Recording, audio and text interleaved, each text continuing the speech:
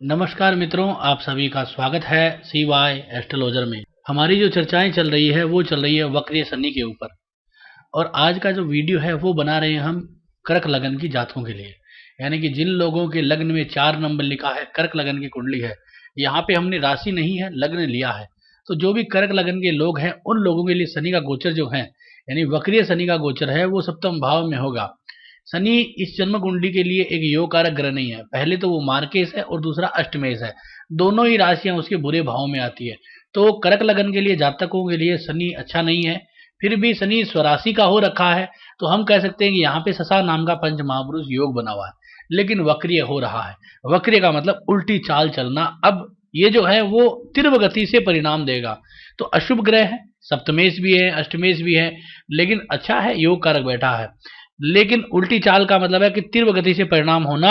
और अगर आपकी जन्म कुंडली में महत्वपूर्ण चीज को समझ लीजिए, जो सबसे महत्वपूर्ण पॉइंट है कि हमें जो परिणाम मिलता है वो अपनी जन्म कुंडली से मिलता है। गोचर में जो ग्रह गोचर करता है वो उससे कोऑर्डिनेट करता है, उसके बाद हमें परिणाम प्रोवाइड करता है।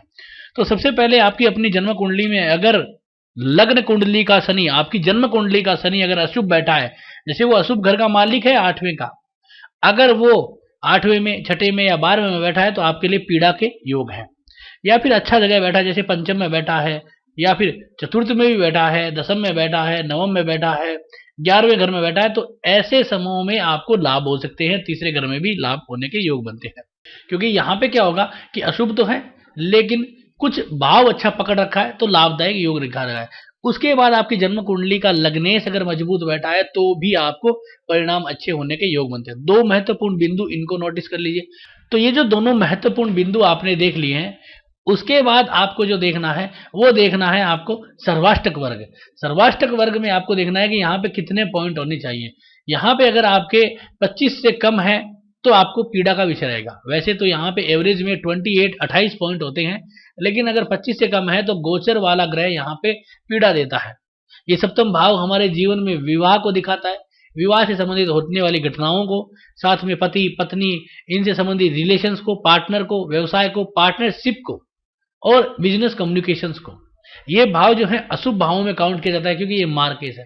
यहाँ पे होने वाली दुर्घटनाएं जैसे कार से है, गाड़ियों से हो सकती है, या फिर कहीं से गिर जाना, इस तरह की दुर्घटनाएं शत्रुओं द्वारा या फिर मित्रों द्वारा, यानी मित्रों द्वारा भी नुकसान हो जाना, पार्टनरशिप के द्वारा, या फिर इस तरह से आपके साथ छलावा हो जाना, इन सब चीजों को यह सप्तम भाव दिखाता है। ओपन एनिमी है, यानी कि सामने से आएगा दुश्मन। तो ये इस तरह का भाव है। तो यहाँ पे इस तरह के बुरे परिणाम भी मिल सकते हैं। लेकिन आपको ये क्या समझना है कि अब की बार जो शनि का गोचर हो रहा है, इतना वक्रीय गोचर जो है इतना दुरांतक नहीं होगा। क्योंकि देखो, वैसे तो पूरा विश्व समुदाय जो है वो बड़े ही भयानक दौर से गुजर रहा है।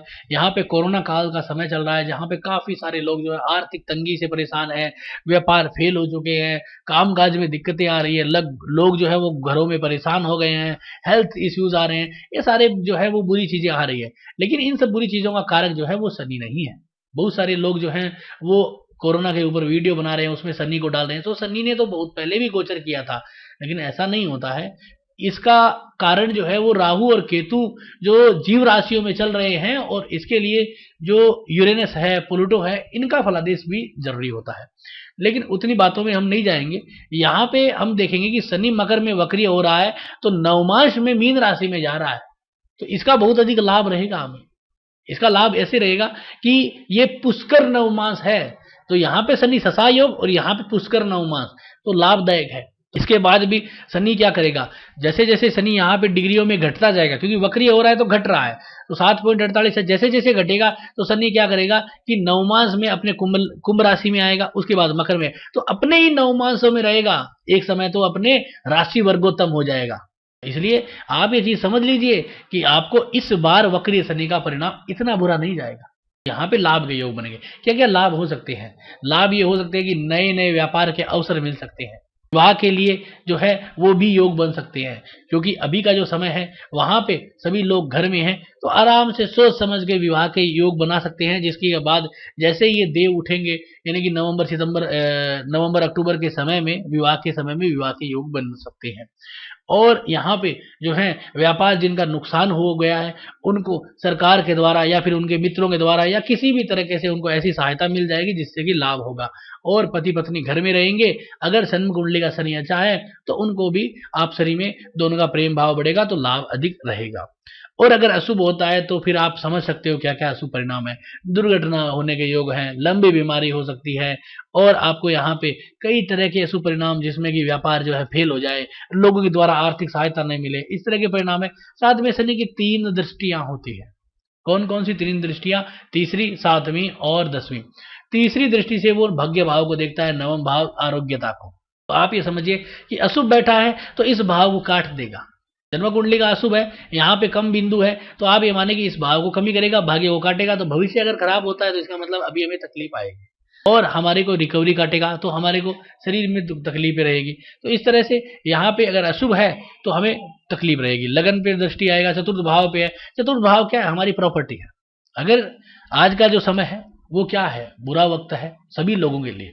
तो अगर शनि यहाँ पे अशुभ है आपकी जन्म कुंडली का और कम बिंदु लेके बैठा है सर्वाष्टक में, तो आप ये माने कि भाई आपको यहाँ पे आर्थिक मंदी और आर्थिक दौर से आपकी प्रॉपर्टी का नुकसान हो जाए, बिक जाए, या फिर कहीं भी आपको बेच के भी पैसा खा के भी अपना गुजारा करना पड़े। तो इस तरह के योग आ सकते हैं। आपको मान सम्मान कम हो जाए, क्योंकि लगन पे दृष्टि है तो मान सम्मान को भी घटा देगा कि भाई इनकी जो है पोजीशन खराब हो गई है। पहले तो बड़ी अच्छी गाड़ियों में घूम रहे थे, मौज मस्ती कर रहे थे, ऐसा था वैसा था, अब जीरो हो गया है। तो इस तरह से आप इसका आकलन समझे। महत्वपूर्ण है लगन कुंडली, उसी से कोऑर्डिनेट करना है। ऐसे ही हवाबाजी नहीं करनी है। जैसे बहुत सारे लोग कहते हैं कि भाई आपके चंद्र राशि से देख लेते हैं और कहते हैं शनि 10वें घर में आ रहा है, कर्क लगन वालों का तो भाग फूट जाएगा और वो हो जाएगा। ये सब फालतू बातें हैं, इनमें उलझ के आप अपना और ज्योतिष का जो है वो बुरा मत करिए, इसको फलादेश करिए, समझिए।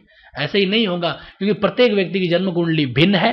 प्रत्येक व्यक्ति की जन्म कुंडली में ग्रहों की चाल अलग होती है, डिग्रियां अलग होती है, नक्षत्र अलग हैं, उप नक्षत्र अलग है, तो उसी प्रकार परिणाम भी अलग आएंगे। तो आप इस तरह से देखिए। मैंने एक शनि के गोचर को फलादेश कैसे करें उसका भी वीडियो बनाया, जो आपको मिल जाएगा हमारी इस वीडियो लिस्ट में, वो भी आप देख सकते हो। बड़ा ही आनंद रहेगा आपको। तो आज का ये जो वीडियो था आपको कैसा लगा जरूर बताएं। अच्छा लगा तो लाइक करें, शेयर करें, सब्सक्राइब करें। धन्यवाद दोस्तों।